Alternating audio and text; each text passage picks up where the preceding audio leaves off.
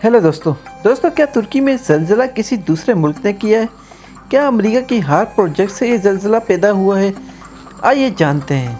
दोस्तों इस वीडियो को अंत तक लाजमी देखिएगा ताकि हम आपको समझा सकें कि आखिर ये ज़लज़ला आने की वजह क्या है और क्या ये किसी मुल्क ने किया है या नहीं।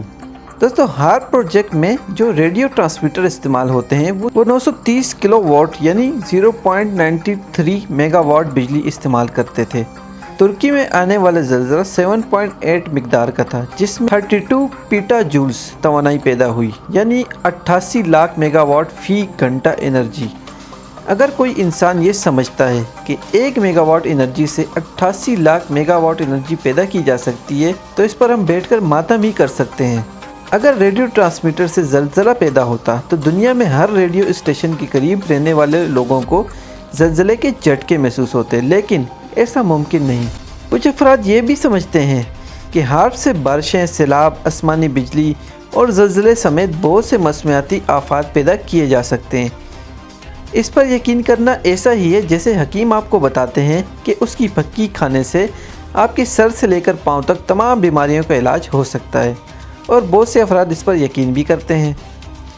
तो दोस्तों असल क्या वजह है? क्या ज़लज़ला पैदा करना मुमकिन है या नहीं? आइए जानते हैं। अब ज़लज़ला पैदा करने के साइंसी तरीके पर गौर करते हैं। इतना बड़ा ज़लज़ला पैदा करने के लिए 8 मिलियन टन बारूद दरकार है।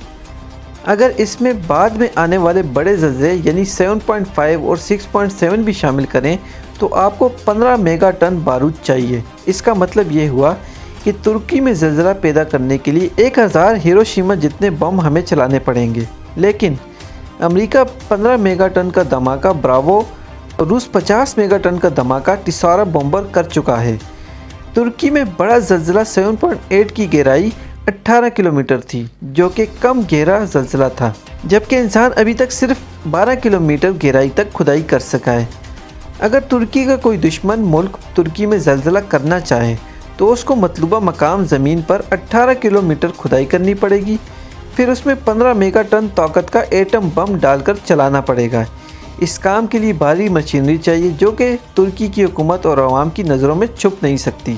खुदाई के अलावा किसी दूसरे मुल्क से ज़ेर ज़मीन सुरंग बनाकर मतलूबा मकाम पर धमाका किया जा सकता है, लेकिन उसके लिए हज़ारों किलोमीटर लंबी सुरंग खोदनी पड़ेगी और भी 18 किलोमीटर गहराई तक भी खोदनी पड़ेगी। दुनिया की सबसे बड़ी सुरंग गोथर्ड बेस टनल है, जो कि 57 किलोमीटर लंबी और 2.3 किलोमीटर गहरी है।